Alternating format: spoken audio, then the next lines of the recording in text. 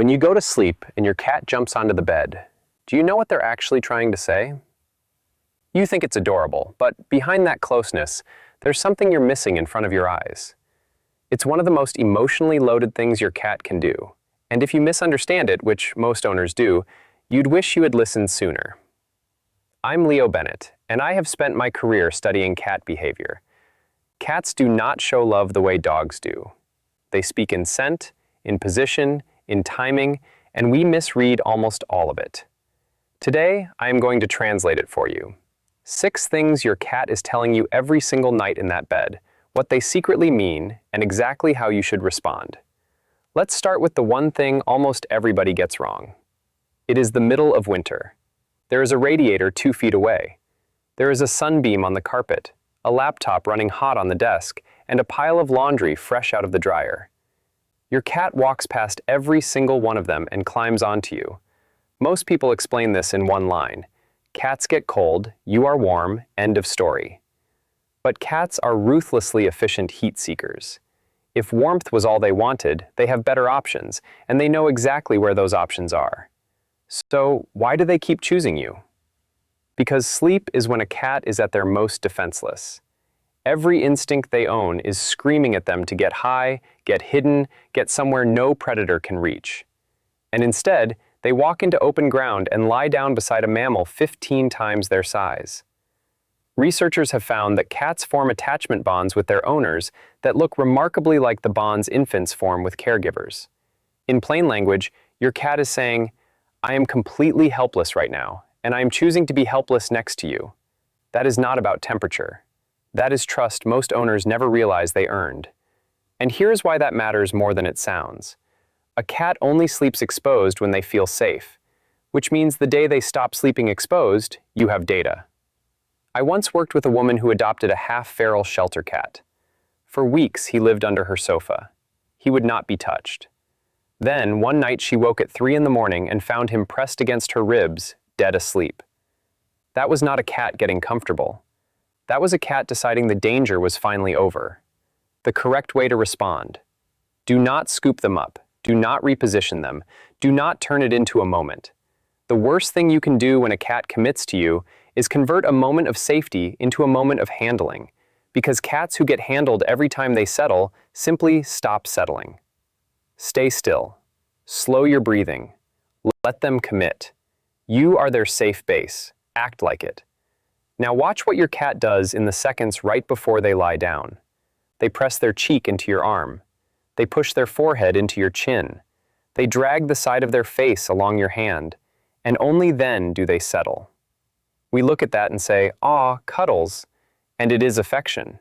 But affection is the surface. It is not the mechanism. Cats carry scent glands along their cheeks, their forehead, their chin, and the base of the tail. Every press leaves an invisible chemical marker that you will never smell and they will never forget. But marking you is only half of it. When your cat sleeps pressed against you all night, they are blending your scent into theirs.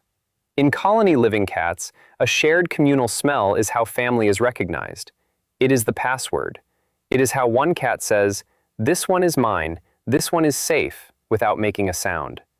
This is also why your cat sniffs you like a customs officer the moment you come back from the vet, from a friend's house, from anywhere new. You have come home smelling wrong. That bedtime pressing is repair work. And here's the part that actually costs people. Owners break this bond by accident constantly. You come home smelling like a stranger and shove your cat off because they are pestering you.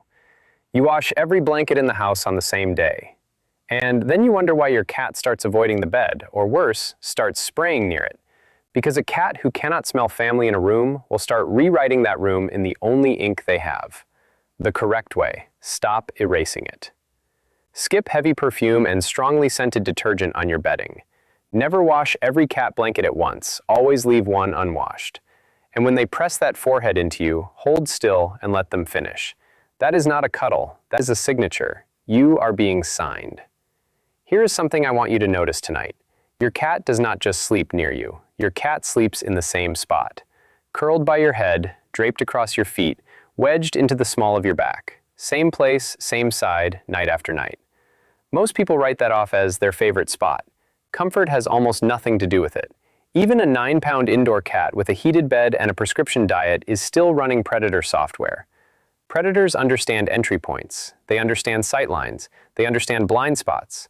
In wild colonies, cats rest in staggered positions and take turns holding watch, and that is not sentimentality, that is survival. Your cat has not forgotten the code, so watch where they choose. Facing the door, they are covering the entry point. By your head, they are covering the most vulnerable part of your body. Across your feet, they are pinning the approach. They know they are small, they do not care.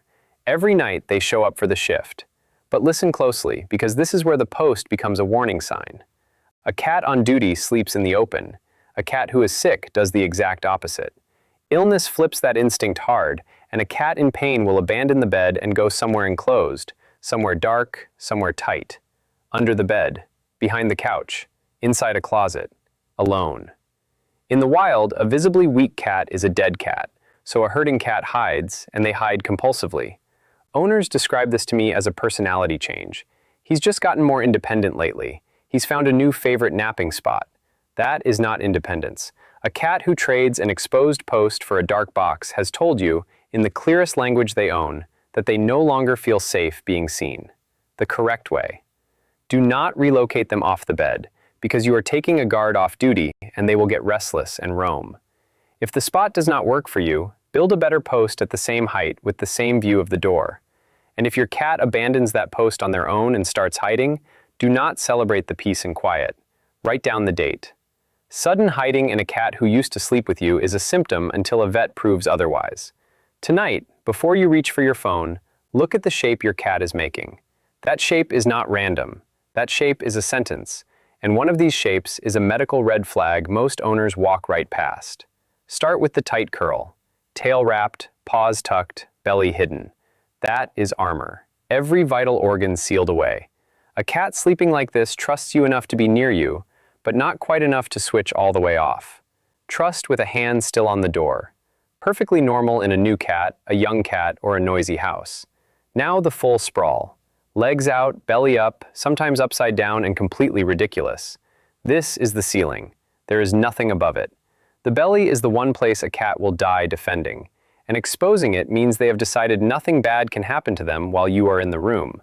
There is no higher compliment in the species. The turned back. Owners take this personally, and they should not. In cat language, turning your back on someone means, I do not need to watch you. You have been cleared. And the full contact press. Wedged into your side, folded into physically absurd spaces, zero air between you. That is a cat who wants your weight against their ribs so they can feel you breathing all night. But here is the one I need you to memorize. There is a fifth position, and it looks almost exactly like the tight curl, which is why it gets missed. The cat is not curled, the cat is hunched.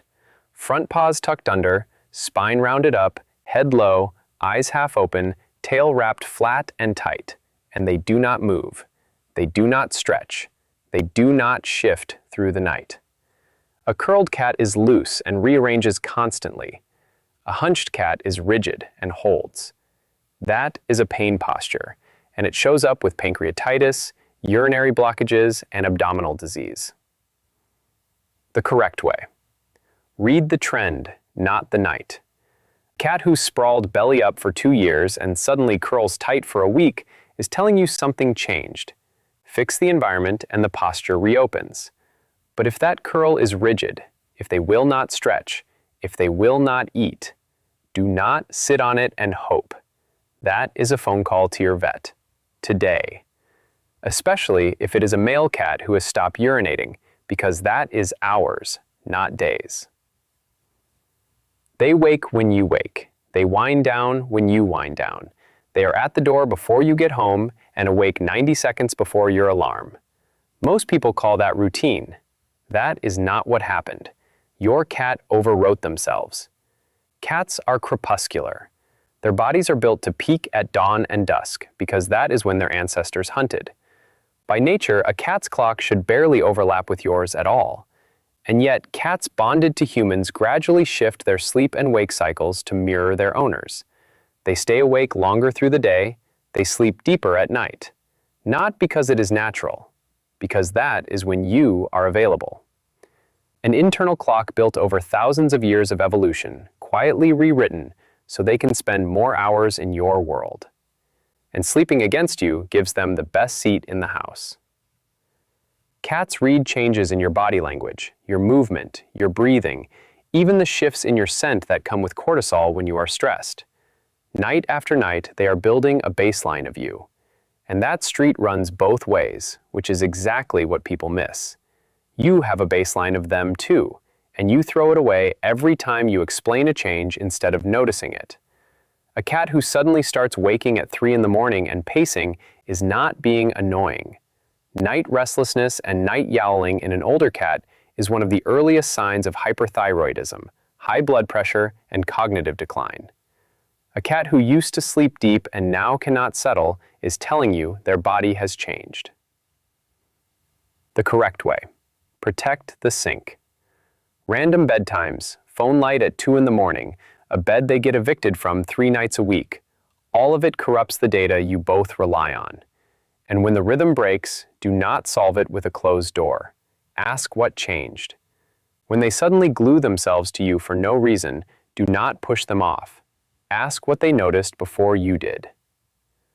Finally, the one you have been waiting for since the beginning of this video. When they suddenly stop. For 3 years, she slept against your back. Now she sleeps in the closet. Nothing else has changed. And you tell yourself she is just being a cat. Cats are creatures of pattern. When a cat breaks a pattern this deep, built on trust and repeated every night for years, they are not being moody. They are communicating. 3 reasons, and you rule them out in this order. First, physical, and check this before anything else. Illness, arthritis, dental disease, kidney trouble, all of it pushes a cat towards solitude. And arthritis is the quiet one, because a cat who can no longer jump onto a high bed without pain will simply stop trying, and you will read that as rejection. It was never rejection. It was a staircase they could not climb anymore. Second, environmental. A new pet, a new partner, a new baby, furniture moved. Something trivial to you may have redrawn the entire map for them. Third, emotional. Cats remember rooms. A slammed door, a fight, one bad night in that space, and they withdraw from a place that stopped feeling safe. I once had an owner mention, almost as an afterthought at the end of an appointment, that her cat had stopped sleeping with her. No other symptoms, eating fine. We ran blood work. Early kidney disease, caught in time, entirely because one habit broke. The correct way. Vet first. Always. Rule out pain before you rule out anything else. Then rebuild slowly, and never carry them back to the bed, because you cannot drag a cat into feeling safe. Put a ramp or a stool beside it. Feed them near it. Play near it. Make the room boring and predictable again, and let them choose it. Trust is given. It is never taken. If you take one thing away from this video, let it be this. Your cat is not aloof. Your cat is not indifferent. Your cat is not just being a cat.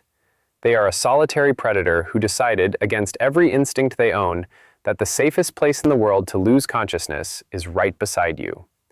That decision is a signal, and every night they keep making it, they are handing you a live report on their body, their mind, and their sense of safety, for free. All you have to do is read it.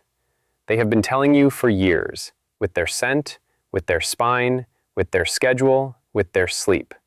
And the fact that you stayed to the end of this video tells me you are exactly the kind of person they were right to choose. So, which position does your cat sleep in?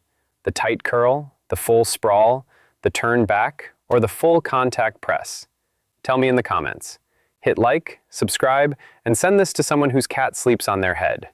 I'm Leo Bennett. Look after them. They are looking after you.